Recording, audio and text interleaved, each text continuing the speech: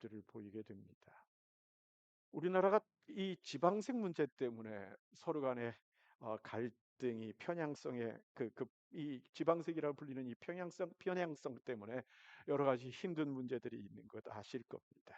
근데 이 지방색이라는 것이 교회에 와서 교회의 분당의 요인이 되기도 합니다. 서울에는요, 한 지방 사람들이 몰려서 다니는 교회들이 여럿 있어서 그것이 참 흉한 모습이 되기도 하기도 합니다. 요즘은 또 정치적인 어떤 편향성 때문에 한 가정의 화목이 깨지는 일들도 있기도 합니다. 하지만 미국에 있는 동안에 이 대통령 선거가 때가 되면 미국도 달라져 있는 거 아시죠? 그 선거 때가 되면 아주 얼마나 말조심하고 긴장하는지 모릅니다.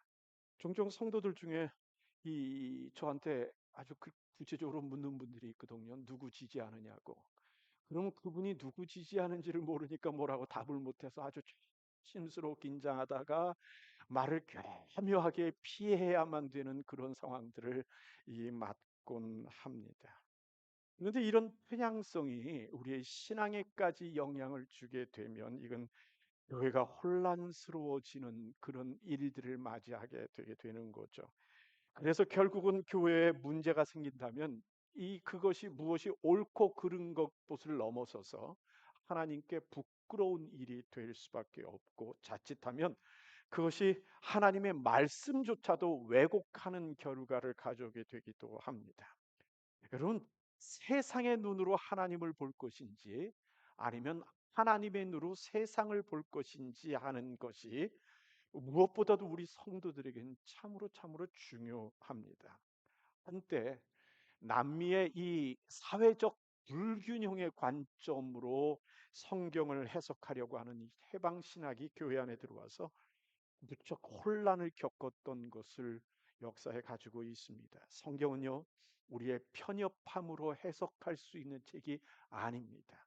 그렇게 해서는 안 됩니다. 왜냐하면 그것은 하나님의 말씀이기 때문에 그러합니다.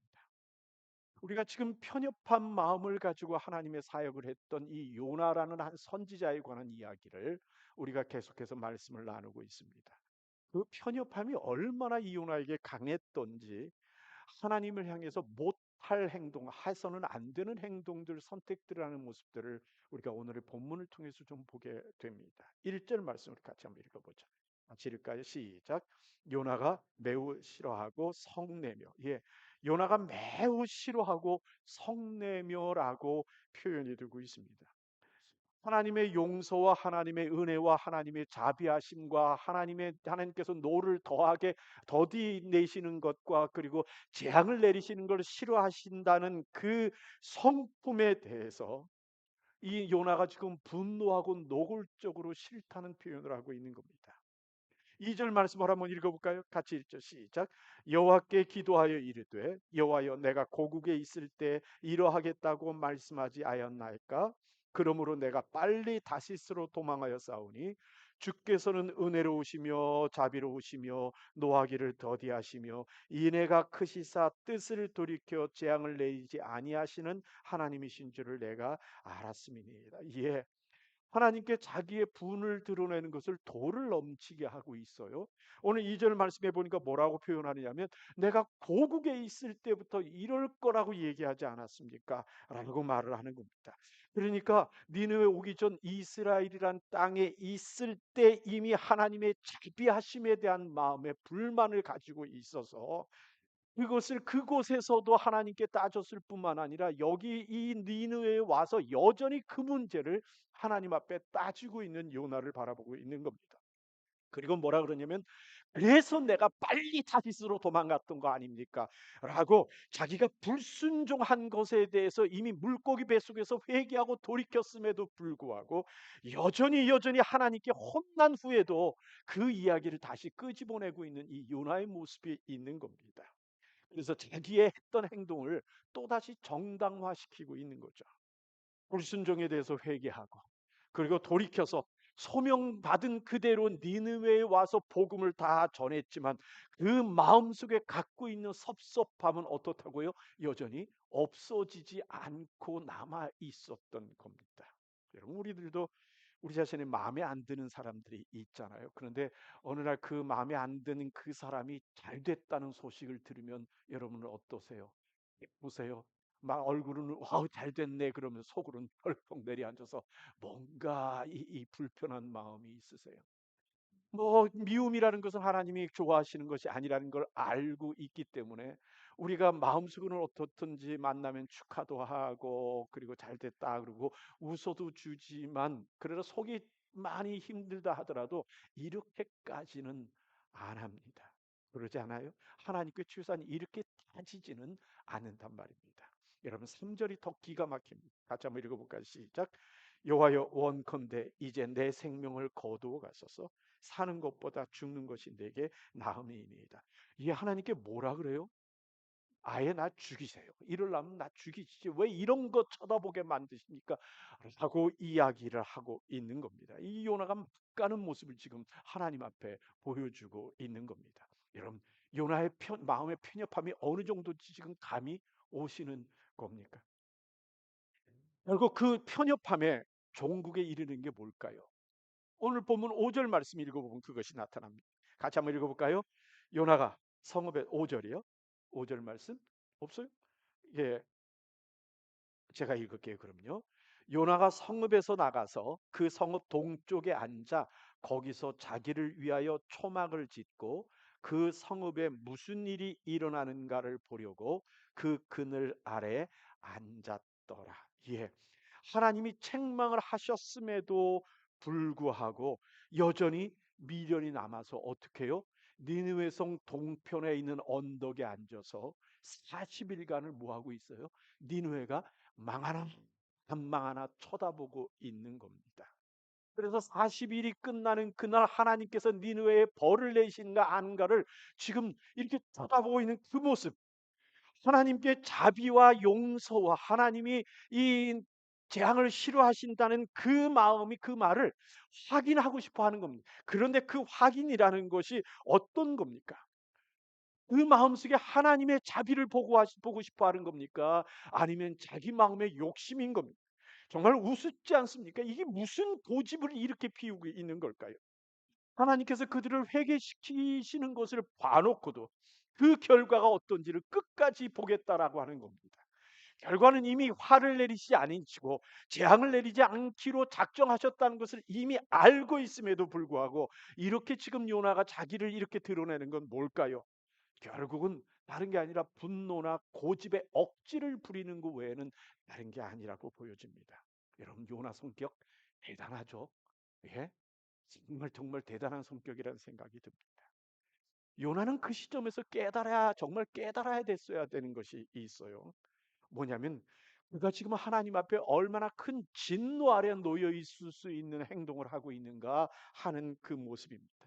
도리어 하나님이 은혜로우시고 자비로우시고 노하기를 더디하시고 재앙 내리기를 싫어하시는 그 성품이 아니었으면 지금 요나 이 자신이 하나님 앞에 어떤 모습이 될 수 있었을까 하는 것을 그가 깨달았어야 되는데 깨닫지 못하고 있는 겁니다.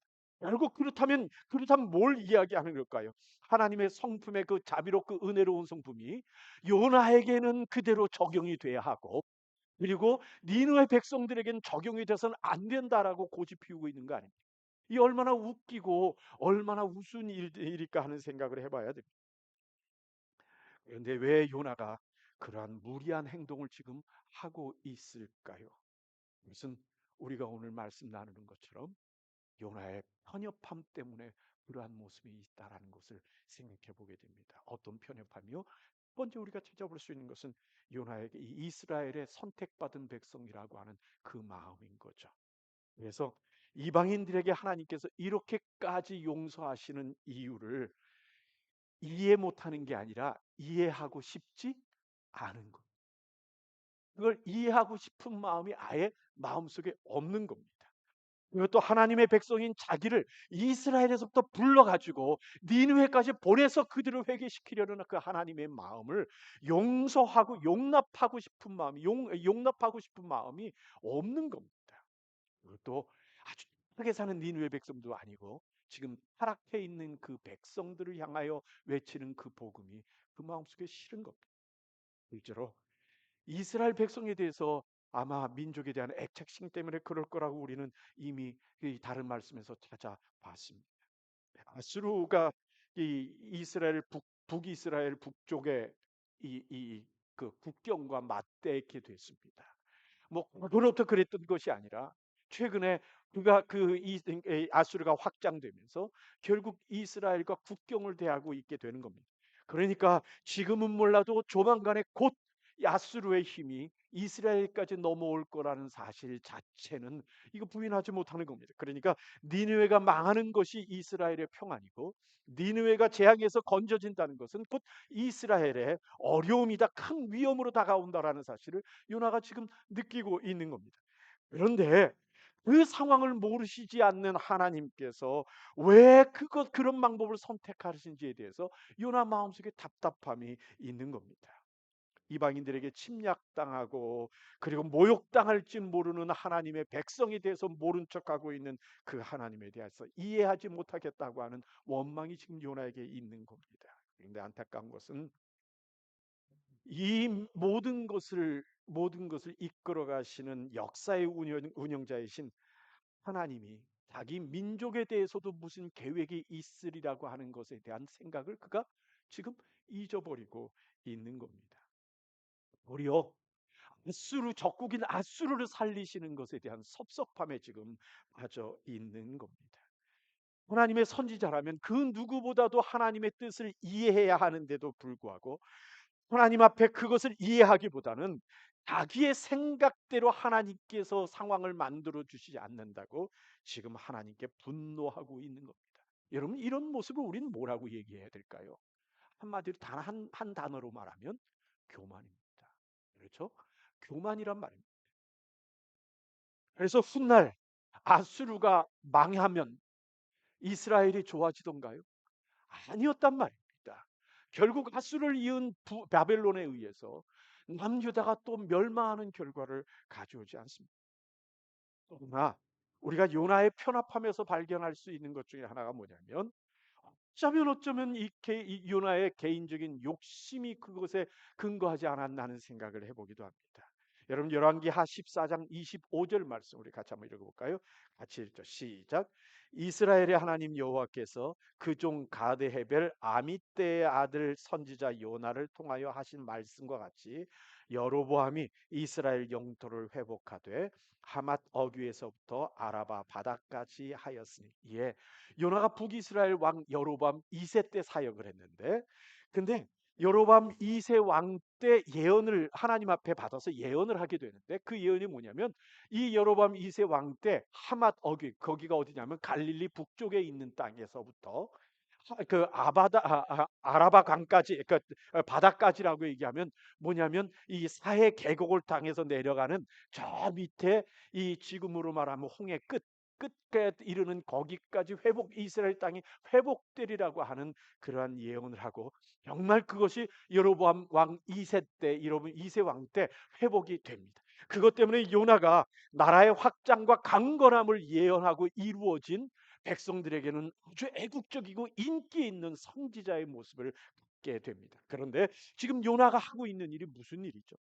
민족의 어려움을 주는 일에 대해서 예언하러 떠난 겁니다. 이대로 이스라엘로 돌아가면 어떤 일이 생길까요?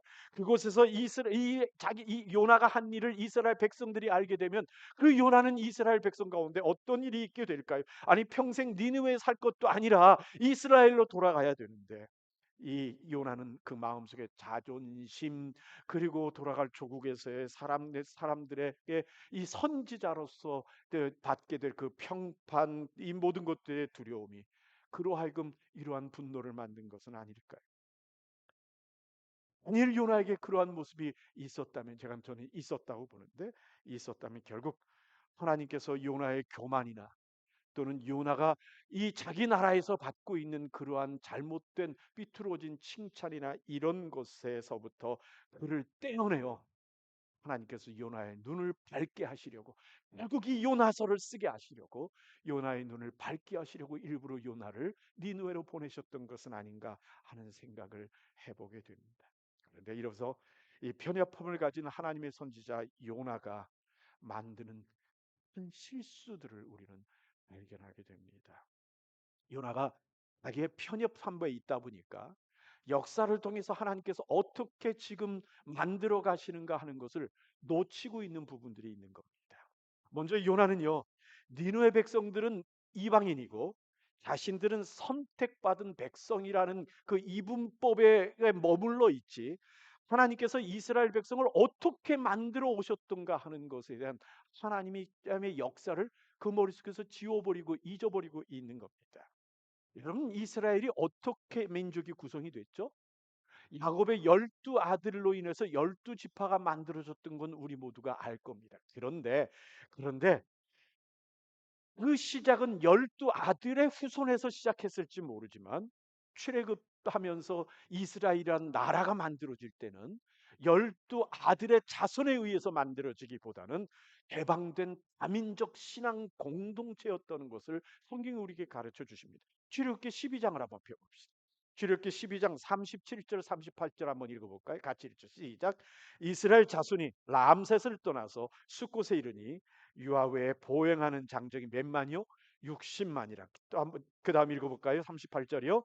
수많은 잡족과 양과 소와 심이 많은 가축이 그들과 함께 하였으니. 예, 거기 뭐라고 표현합니까? 수많은 잡족이 그들과 함께 했다고 이야기를 합니다.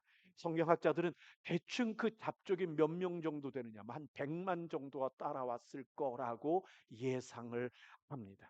그런데 그 사람들이 어떤 사람들이에요?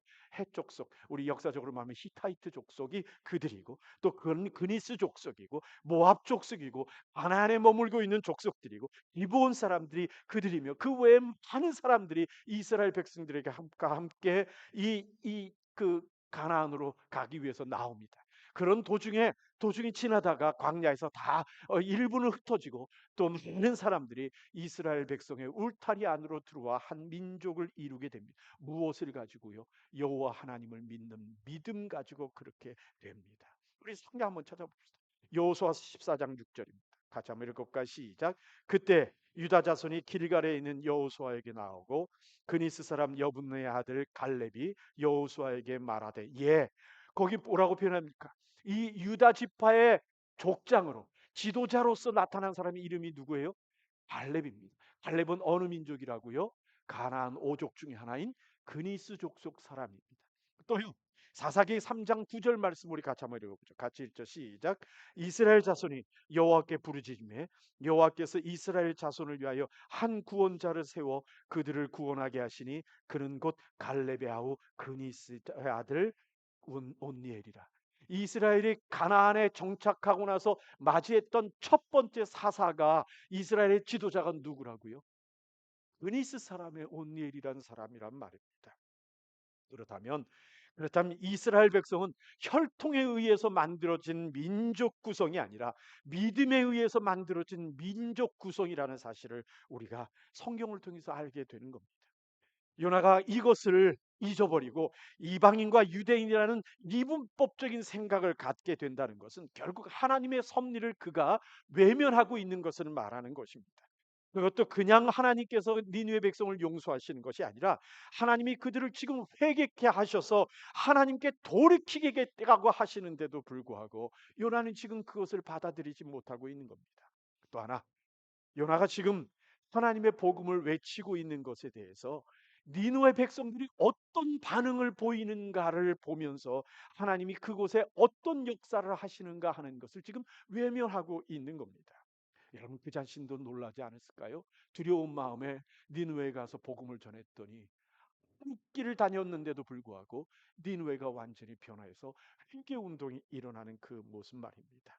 그래서 하나님을 믿고 금식을 하고 굵은 베옷을 입고 그러는 이 백성들의 모습.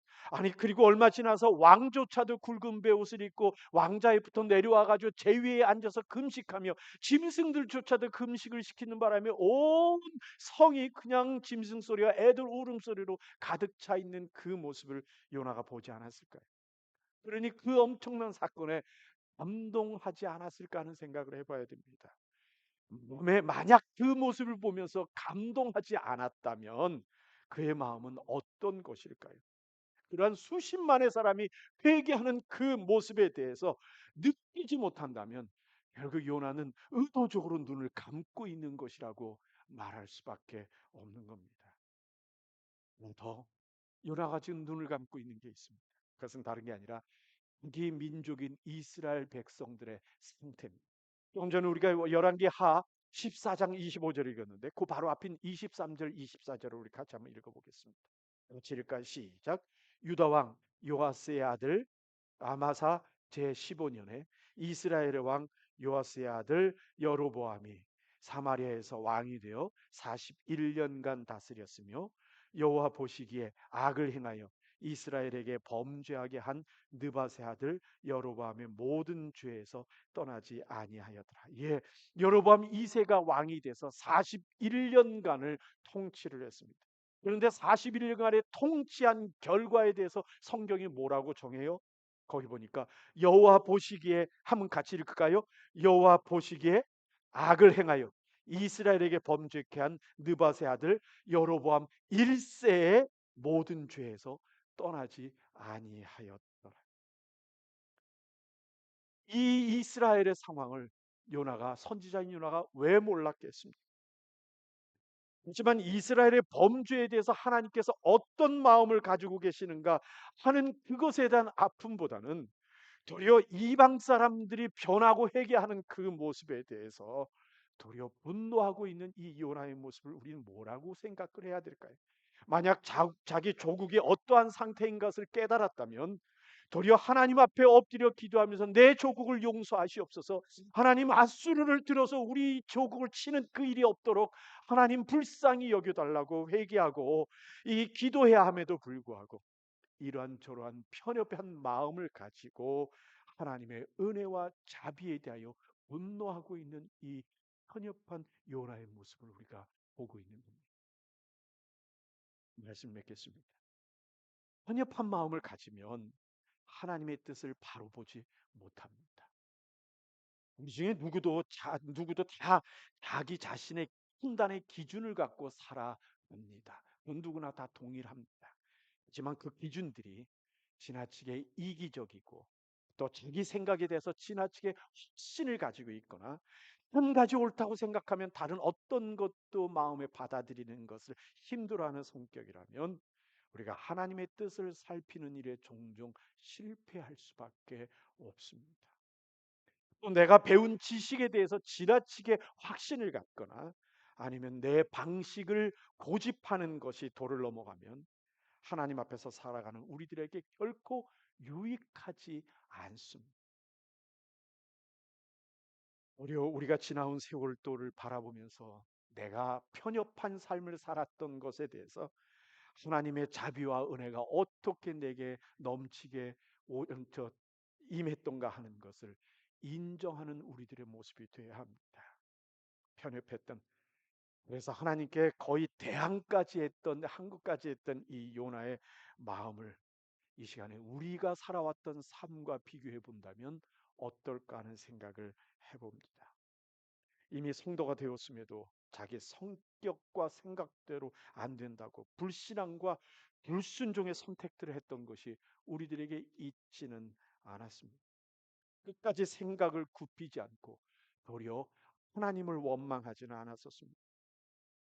우리도 자녀를 키워본 부모들도 우리 중에 많습니다. 부모에게 편협한 마음을 가지고 그걸 고집하고 있는 자녀들을 보면 여러분들은 어떤 생각이 드실 거라고 보십니까? 우리의 관점에서 하나님의 나라와 우리의 신앙과 하나님의 교회를 바라보지 말고 하나님의 눈으로 세상과 나를 바라보는 성도들이 되어야 합니다. 그것이 성도의 믿음의 그릇의 크기입니다. 결국 그 믿음의 그릇의 크기에 따라 하나님의 은혜와 평강이 담겨 있게 되는 겁니다. 우리 예수님께서도 십자가에서 죽으심으로 구원하셨던 이 일은, 그러니까 구원하셨던 이들은 왠지 유대인들이 아닌 로마의 백부장, 시돈 여인인 사렙다 과부, 그리고 사마리아 여인도 포함되어 있었던 것을 우리가 압니다. 단지 가진 자들 사회의 지도자들만이 아니라 소경도, 거지도, 그리고 귀신 들린 자도, 심지어 강도와 형기도, 그리고 예수님을 죽이려고 음모를 꾸몄던 사람들조차 주님께서는 그의 구원의 대상에 포함시키셨던 것을 우리가 성경을 통해서 봅니다. 한번 우리 따라합시다. 하나님의 눈으로 봐야 합니다. 우리 가슴에 손을 얹고 얘기합시다. 하나님의 눈으로 봐야 합니다. 우리 옆에 사람과 얘기합시다. 하나님의 눈으로 봅시다. 아멘. 아멘. 우리 같이 한번 기도하겠습니다.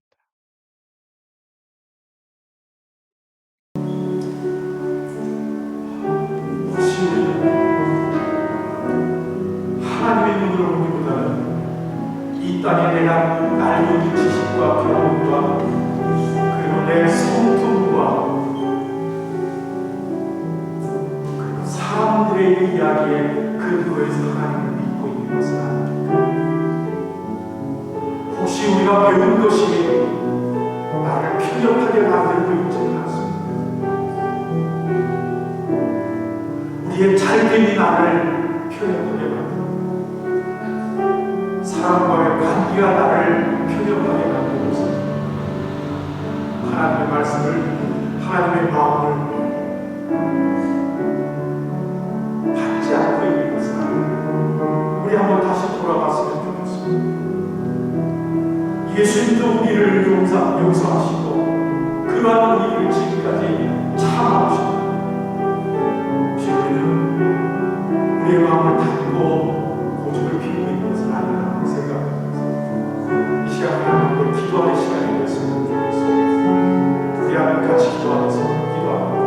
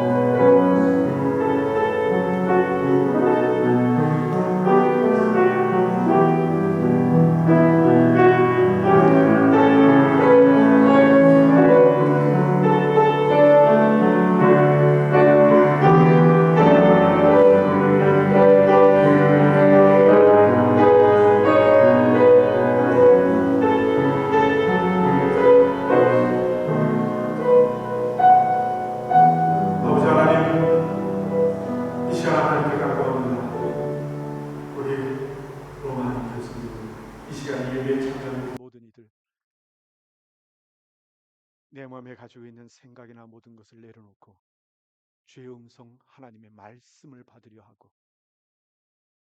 이 땅의 생각이나 나의 생각을 근거로 하나님을 보는 것이 아니라 하나님의 자리에서 우리를 볼 수 있는 성령의 능력, 은혜, 깨달음을 허락하여 주셔서 우리의 믿음의 그릇을 키우시고 큰 그릇 안에 하나님의 은혜와 평강이 넘칠 수 있도록 하나님 함께하여 주옵소서. 예수님 이름으로 기도하옵나이다. 아멘.